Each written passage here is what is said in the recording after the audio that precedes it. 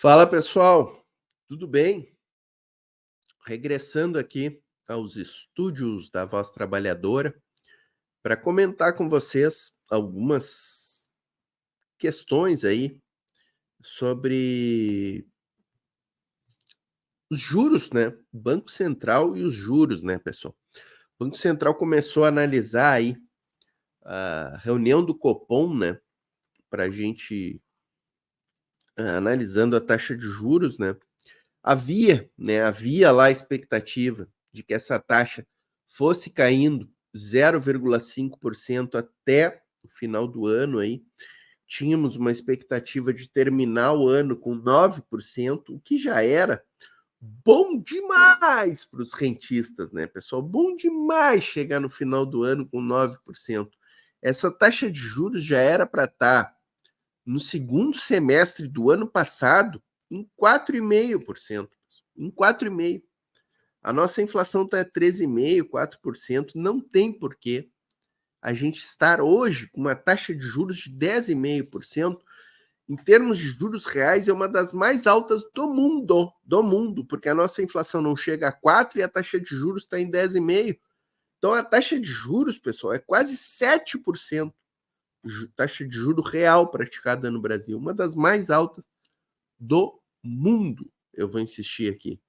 E eu vou trazer aqui 3 vídeos, tá, pessoal? Vou trazer o Nassif, vou trazer o Paulo Nogueira Júnior, Paulo Nogueira Batista, né? Numa sessão do Senado, que está tratando da questão do Banco Central, e o Eduardo Moreira repercutindo aqui a denúncia que o ICL fez sobre fraude no Boletim Focus, que é um boletim que orienta aí a taxa de juros. Tudo isso aqui, pessoal, tudo isso aqui está por trás dessa questão aí da taxa de juros. Eu vou começar com esse vídeo aqui do Nassif, ó.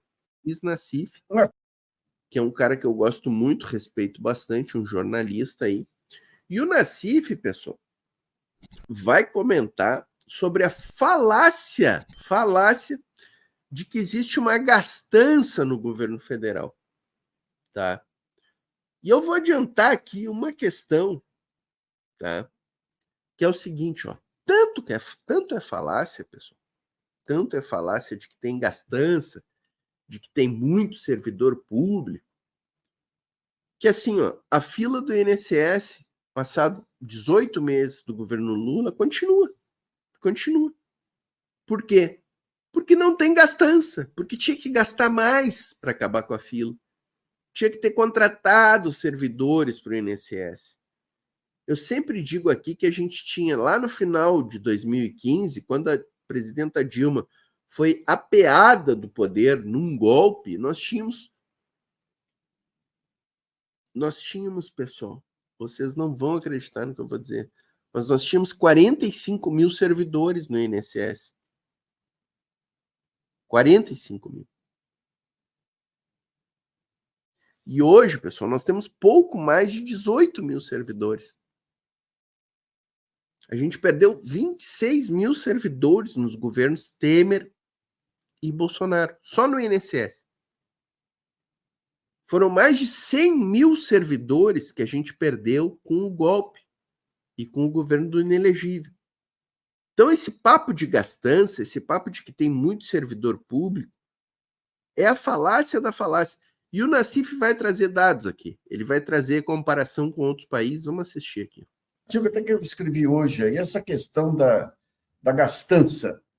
Uma das coisas mais hipócritas que eu já vi em termos de jornalismo aí é essa insistência na gastança.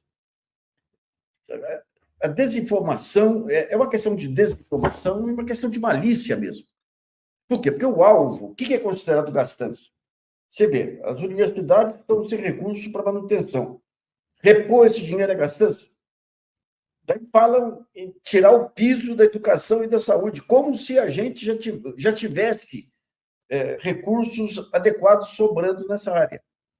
Daí, quando você vai ver, no artigo eu publiquei até um bom trabalho feito pela UOL, você pega o pessoal de combustíveis, que é o pessoal que mais tem reclamado aí, o Rubinho Obito. que é neto do Orlando Meto, é um grupo antigo reclamado aí da gastança e tudo aí, eles ganharam subsídios enormes. Você pega o setor de combustíveis, tem duas áreas. Primeiro, a área oficial, formal, com subsídios enormes, sem PIS, sem COFINS, sem tudo. Isso tem a outra área, que é a área cinzenta, aí, dominada pelo PCC.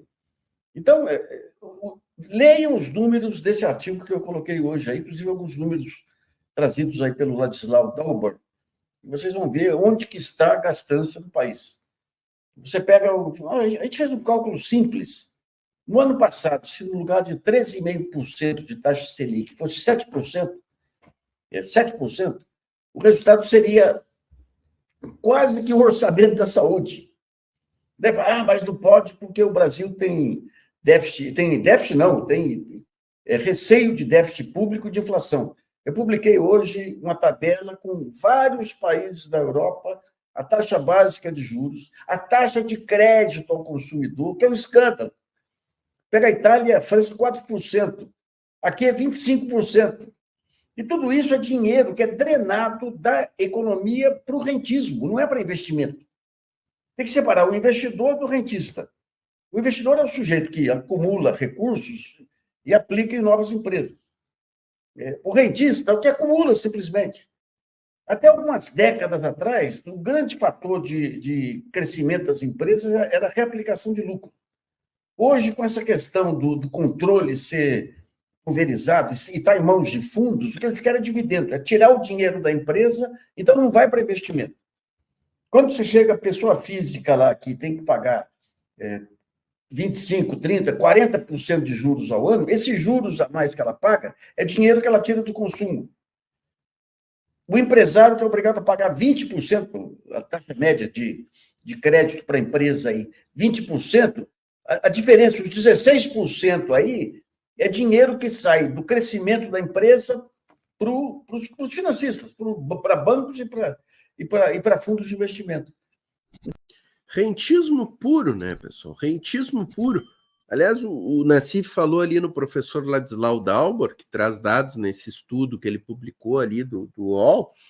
O Ladislau Dauber tem uma obra magnífica, a Era do Capital Improdutivo, que ele fala desse capital que entra no país só para render, só para gozar desses juros que hoje no Brasil é a maior taxa de juros reais praticadas no mundo. Nós temos uma inflação que não chega a 4% e a taxa de juros está em 10,5%. A inflação está entre 13,5% e 4%. Então, nós temos quase 7% de juro real. Então, o cara que está investindo 10 milhões aqui no Brasil por mês, o cara que está investindo 10 milhões por mês, ele está levando 700 mil. 700 mil num mês sem fazer nada. Nada. Não tem como, pessoal. Não tem como, sabe? O Nassif falou muito bem, esse dinheiro não entra para desenvolvimento do país, para a indústria, para a geração do emprego. É só para render, só para render. É rentismo puro, é capital improdutivo total. Então, esse é o ponto central que tem que ser visto aí quando começa a falar em gastança. E daí, poxa, mas está a dívida pública crescendo com proporção do PIB. Evidente, a dívida pública ela cresce pela taxa Selic, crescia 13,5% ao ano. 13,5% ao ano, sem render um tostão para investimento. Deve falar, não, precisamos cortar, porque tem que o país economizar para compensar esse aumento. Corta onde? Saúde, educação, infraestrutura. Eu não sei até quando que vai esse jogo de cena. Né? É uma mentira. Talvez a maior mentira coletiva que já se aplicou no país. Eu estava vendo até a Rádio Cultura, aquela Vera Magalhães, e aquele historiador, que eu esqueci o nome. Outro dia peguei a Rádio Cultura FM à noite, lá, em vez de falar de cultura, de música, não, porque é a gastança. Meu Deus, essa repetição da mídia em cima da gastança é uma das coisas, eu não digo ridícula, não. Seria ridículo só se não fosse tão perniciosa assim. Enquanto o país não... É uma estratégia e é habilidosa. É diário esse martelamento na cabeça do povo trabalhador de que existe uma gastança, de que funcionário público é privilegiado, ganha bem, tem servidor público demais, é tudo vagabundo, podia ter menos. Aí tu vai no posto de saúde, tem fila. Tu precisa fazer uma cirurgia, tem que esperar 8 meses. Por quê? Porque tem funcionário demais, será? Então, o povo trabalhador tem que abrir o olho também. E é importante esse comentário do Nassif, é importante que a gente use aqui a voz trabalhadora para fazer o contraponto, para também todo dia dizer aqui que é mentira da mídia essa história de gastança, que é mentira da direita essa história de gastança. Não tem gastança, não tem. O Brasil é longe de ser o país que mais tem servidor público. Nos Estados Unidos, proporcionalmente, os Estados Unidos têm muito mais servidor que o Brasil. A Europa tem muito mais servidor público que o Brasil. A França, todos esses países têm muito mais servidor público que o Brasil. A gente tem menos servidor público do que a gente deveria ter no Brasil. Essa é a realidade. E a gente paga pouco para o servidor público. Pouco. Tinha que pagar mais. Ah, Portinho, mas tu está comparando. O pessoal ganha salário mínimo e o servidor público ganha muito mais. Não é isso que tem que fazer, pessoal. Não é nivelar por baixo. O que tem que aumentar é o padrão do salarial do trabalhador da iniciativa privada. Isso sim. Também estamos nessa luta. Agora, tem servidor público no INSS, por exemplo, que é o meu campo, né, pessoal? Eu sempre trago o INSS porque é o meu campo, onde eu atuei a vida inteira. O INSS, vocês não vão acreditar, mas eu sempre digo, tem servidor do INSS que o salário básico é inferior ao salário mínimo. Ele tem que ganhar abono para chegar no salário mínimo. Essa é a realidade, pessoal. A realidade não é o que essa imprensa mentirosa fala. Não sair desse círculo. E o que estão fazendo? Estão cercando aí o Copom, tem reunião do Copom. O que acontece? Reunião do Copom para decidir as expectativas em relação à taxa de juros e tudo. Desde segunda-feira, o mercado agitando o dólar e agitando taxa futura. Isso aí é cartel. Cartel. Por isso que o Ministério Público de Contas e o Tribunal de Contas da União têm que abrir essa caixa preta. Isso é cartel, que se chama. Você combina. Isso aí na Inglaterra teve um movimento desse, na França deu processos, multas de bilhões de dólares em cima de quem manipulou a libra esterlina. E aqui o que está acontecendo é uma manipulação do real através da Selic aí. Ótimo comentário do Nassif, trazendo questão extremamente atual e importante para nós da classe trabalhadora. A gente tem que estar atento, a gente tem que se ligar nessa luta. O Lula hoje deu uma entrevista para a Rádio CBN peitando o Campos Neto, sabe? Colocando esse tema na pauta. Importante, mas tem que continuar. Tem que continuar. Não dá para o Lula esquecer e comer churrasquinho depois também com o Campos Neto, né? Campos Neto é nosso inimigo. O Lula e o Haddad não podem chegar um momento lá e comer churrasquinho com o Campos Neto. Não dá, né? Já fizeram isso no final do ano passado. Então, assim, o que o Nassif falou ali? Isso é fraude. Isso é fraude. O que o mercado faz em relação aos índices, ele falou ali da subida do dólar sendo esquentado no Brasil essa semana. Porque tem reunião do Copom, para o Copom ter uma justificativa para manter essa taxa de juros. Campos Neto sai em dezembro agora. O Lula vai indicar o novo presidente do Banco Central. Está na cara que a missão do Campos Neto é manter essa absurda taxa de 10,5% até o final do ano. Está na cara isso aí. Através de fraude no Boletim Focus, esquentando o dólar, aumentando o preço do dólar para criar pânico na economia. Com essa mentira da gastança que o Nassif acabou de falar, né? E essa questão da fraude, vamos trazer aqui, ó. Eduardo Moreira, tá? Eduardo Moreira repercutindo aquela denúncia que ele apresentou de fraude no Boletim Focus, tá? De instituições financeiras jogando expectativa futura da inflação do Brasil para a taxa de 8% sem nenhuma base,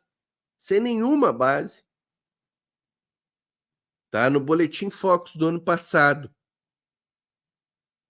a expectativa máxima de inflação a longo prazo era 13,90%, 4%, 4,5% parece que tinha, e nesse Boletim Focus apareceu 8% do nada, sem qualquer base fática. O Eduardo Moreira não só denunciou isso num vídeo do ICL Notícias, como ele, com base na lei de acesso à informação, oficiou ao Banco Central solicitando transparência, abertura das informações do Boletim Focus para saber quantas instituições tinham apontado essa inflação de 8% e quais instituições.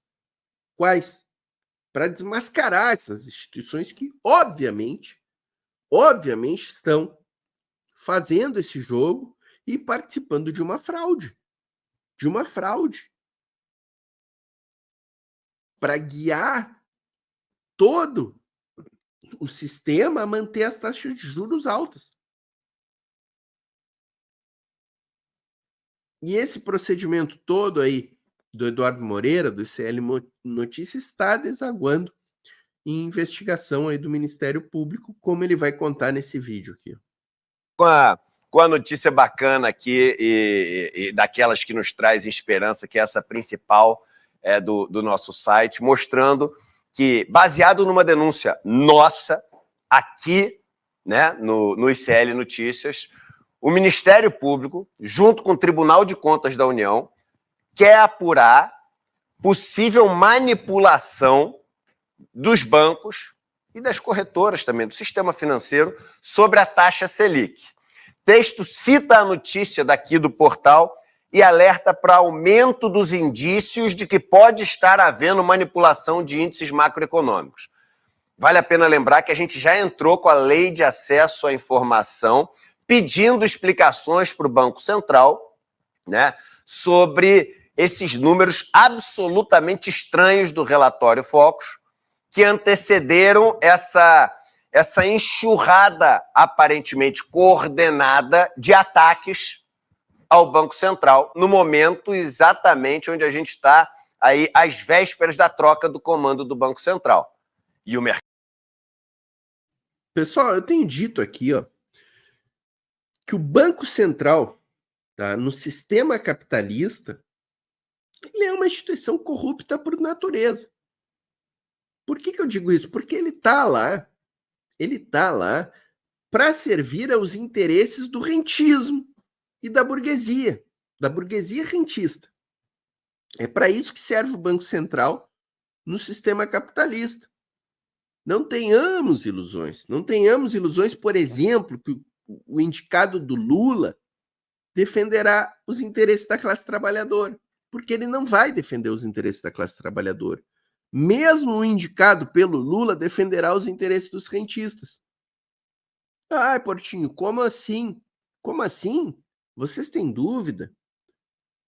Escrevam bem o que eu vou dizer, tá? Escrevam bem. A taxa de juros no Brasil era para estar no máximo em 4,5%.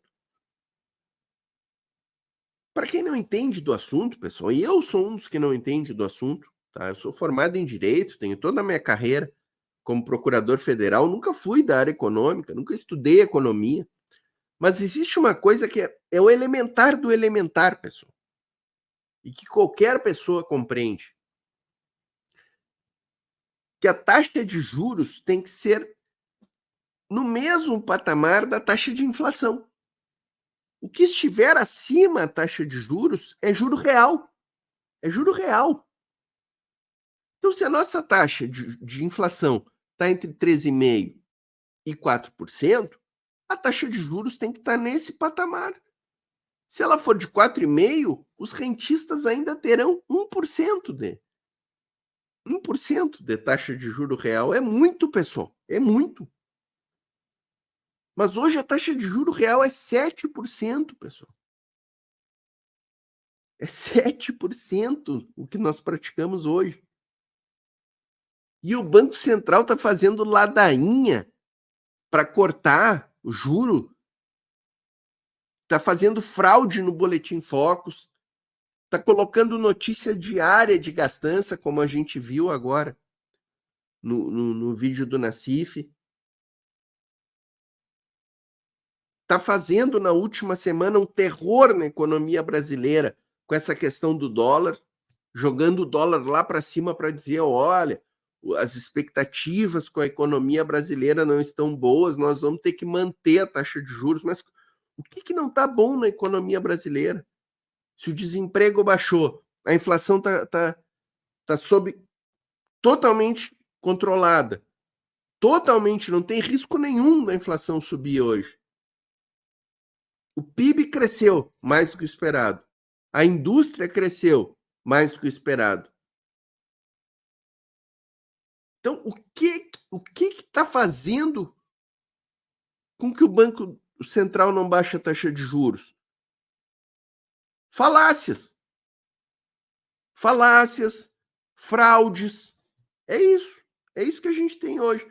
Então, assim, só para encerrar, insisto, no sistema capitalista, o Banco Central é um órgão, uma instituição comandada pela burguesia para satisfazer os interesses da burguesia. Se a gente quer ter Banco Central que defenda o interesse do trabalhador, a gente precisa fazer a Revolução Brasileira, pessoal. Só no socialismo tem isso. Aonde que tem, Portinho? Em Cuba tem Banco Central que defende o interesse da classe trabalhadora, no Vietnã, na China. Tá? Na China, quem comanda o Banco Central é o Partido Comunista. Não é o mercado. O mercado não manda no Banco Central da China e na taxa de juros. Na China, a taxa de juros hoje é 4%. É 4%, está girando ali com a inflação. Ó.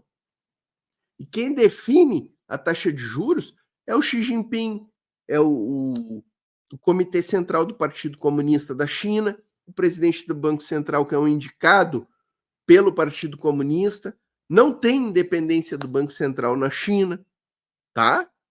É isso aí, pessoal. É isso aí, tá? O mercado morrendo de medo de perder, né, o comando sobre o Banco Central. Só o comecinho da notícia aqui, por favor, só para o pessoal. O subprocurador-geral, Lucas Furtado, do Ministério Público, junto com o Tribunal de Contas da União, protocolou nessa sexta passada uma representação solicitando que o tribunal apure possível influência de bancos e instituições financeiras na definição de índices por parte do Copom.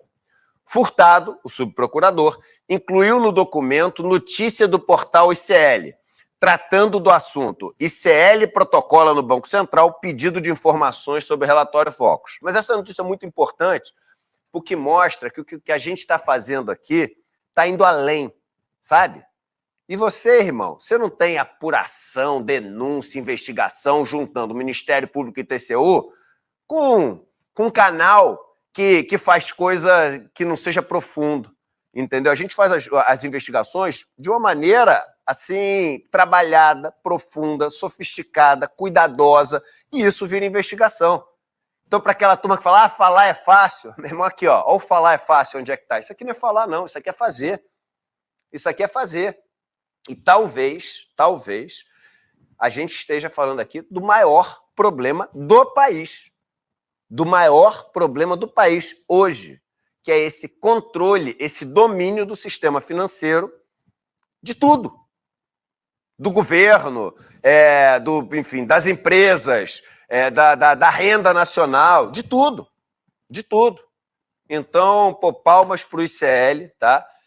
E palmas para o Ministério Público, para o TCU. E estamos aguardando, eles estão dentro do prazo ainda, mas estamos aguardando a resposta ao nosso pedido de informações via LAI, né? A gente está aguardando tranquilo. Tem gente que está sem dormir.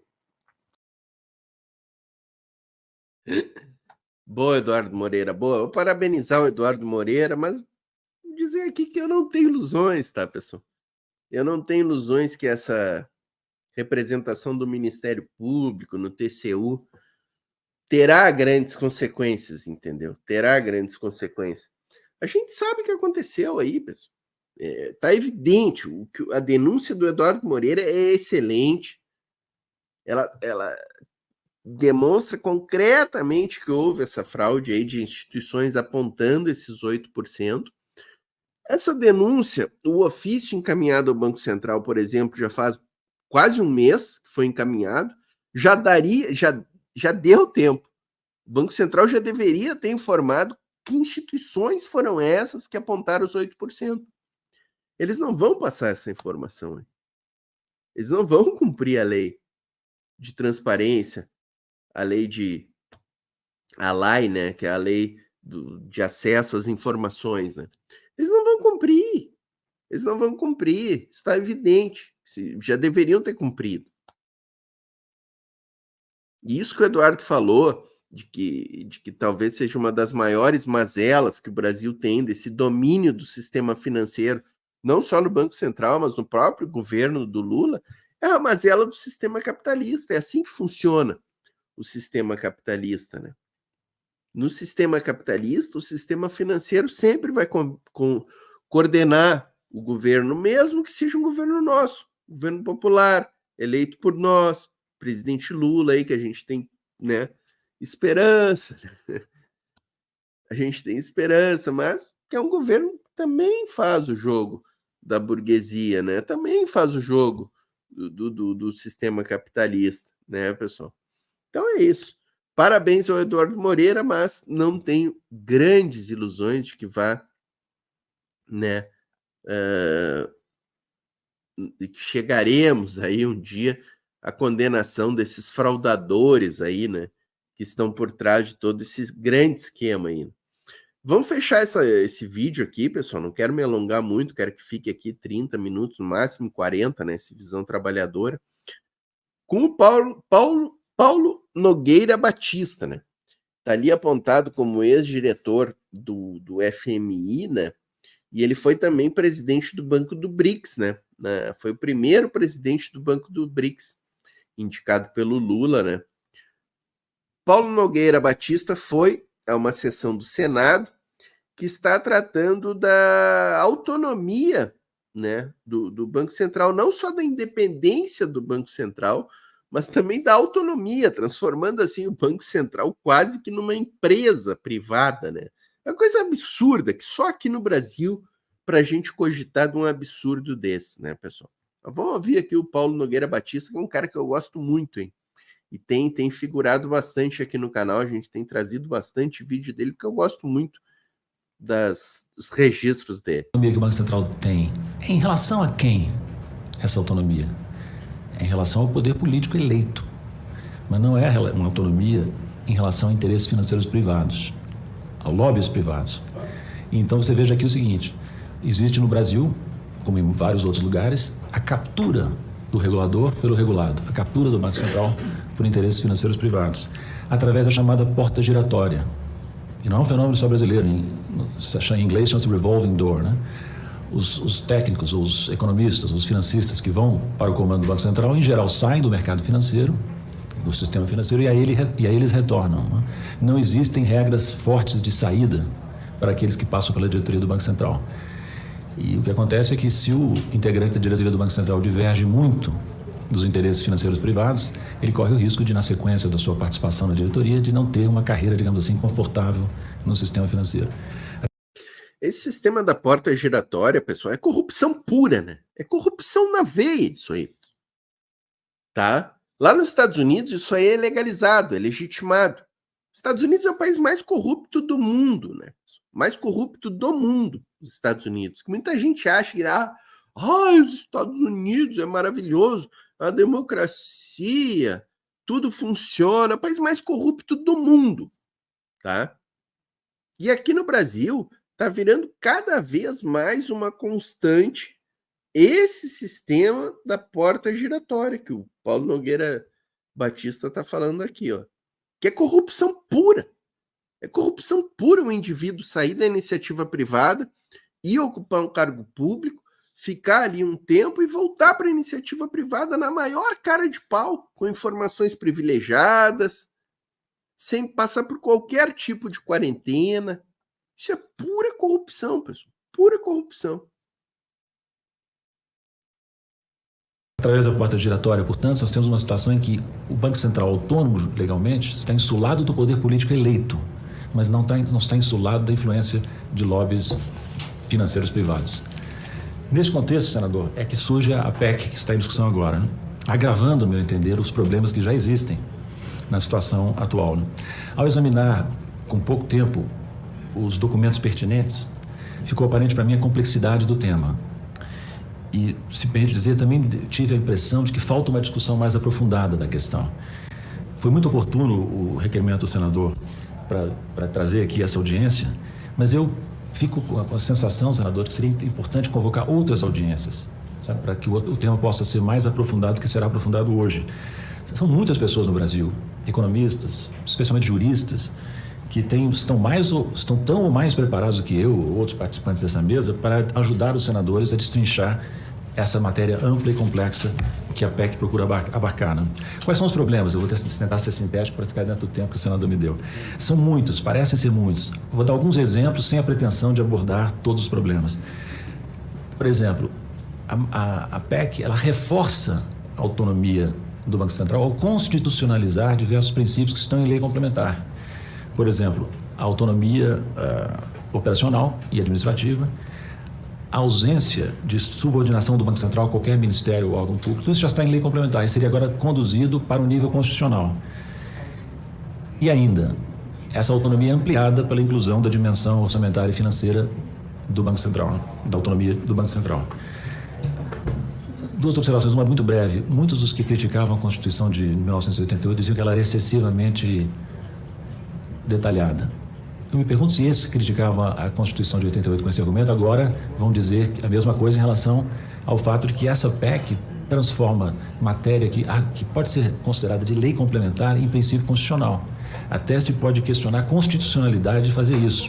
Porque a Constituição, no artigo 192, estabelece que o sistema financeiro nacional, do qual faz parte o Banco Central, tem que ser regulado por lei complementar.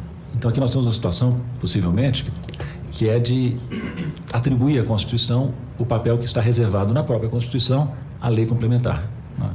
Outro exemplo dos problemas que eu vi ao fazer um primeiro exame dessa questão.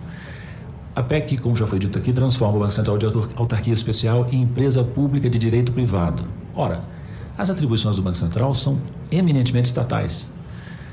São centrais do Estado. Emitir moeda primária por delegação do Estado, exercer a política monetária, regular o sistema financeiro, supervisionar o sistema financeiro, gerir as reservas internacionais que são do Estado.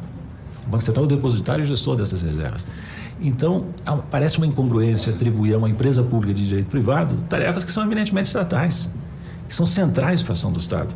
Como é que a PEC responde a isso? Criando um novo tipo de entidade, se eu entendi bem, que é uma empresa pública de direito privado que exerce atividades do Estado, exerce atividades centrais do Estado. Qual é o objetivo disso, né, pessoal? Qual é o objetivo disso? É evidente que é facilitar para o rentismo, facilitar para o neoliberalismo, né? Uma empresa pública de iniciativa privada, por exemplo, ela não precisa de concurso público para contratar o seu pessoal. Por exemplo. Não vou nem me aprofundar em outros temas, né, pessoal? Então, assim, é de um absurdo total essa PEC. A quem interessa essa PEC, pessoal? Interessa a vocês, trabalhadores, essa PEC? Interessa a alguém da classe trabalhadora uma PEC com este conteúdo para entregar as reservas monetárias depositadas no Banco Central no Brasil, entregar para a iniciativa privada gestionar? Para quem interessa isso, pessoal? Por favor, não precisa nem ter 2 neurônios, pessoal, para chegar à conclusão de que essa PEC é mais uma picaretagem deste covil de ladrões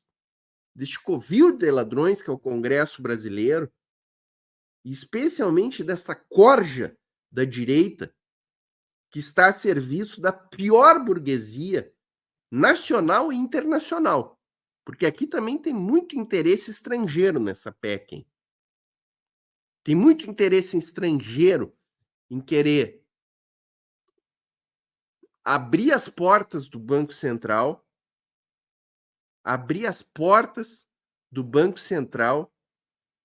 para que cada vez mais os especuladores tomem conta deste galinheiro, eu ia dizer, né? Uma terceira dúvida. Como se financia esse Banco Central que teria, se a PEC for aprovada, autonomia orçamentária e financeira? Não me parece que seja claro na documentação que eu pude ver. Fala-se que seria usada a receita de senhoragem. Observem que a definição de receita de senhoragem está um pouco escorregadia. Pelo menos 3 definições são apresentadas, né? A ideia que a receita de senhoragem cobrisse as despesas do Banco Central é fundamentada em práticas internacionais vagamente definidas, estimativas preliminares que não foram apresentadas, né? Mas, de qualquer maneira, o que nós temos é uma receita do Estado, que é a receita de senhoragem, transferida a uma empresa pública de direito privado, o que é algo complicado, né? Quarta questão, o tratamento dado aos servidores do Banco Central, né? 2 opções: permanecer no Banco Central, no novo Banco Central, ou ir para a carreira congênere, né? Essa abordagem suscita dúvidas jurídicas e até constitucionais. Por exemplo, quem define o que é congênere? É possível estabelecer carreiras congêneres para todos os servidores do Banco Central? É possível juridicamente argumentar que o servidor que entrou por concurso para uma determinada carreira no Banco Central pode ser transferido para uma função diferente, para outra função, outra carreira? Isso juridicamente é sustentável? Enfim, questões que devem ser melhor discutidas. E há também um vício de origem aqui, porque a Constituição Federal, no seu artigo 61, estabelece que tratar questões referentes a servidores, cargos, salários, é competência privativa do Presidente da República. E essa PEC foi iniciada aqui no Senado, como você sabe. Então, além do mais, se transfere a supervisão do Banco Central para o Congresso Nacional. Pode-se argumentar que isso viola o artigo 60 da Constituição, que faz a separação dos poderes. Em suma, senador, se aprovada como está a emenda constitucional, como emenda constitucional, é bem possível que a questão acabe parando no Supremo Tribunal Federal.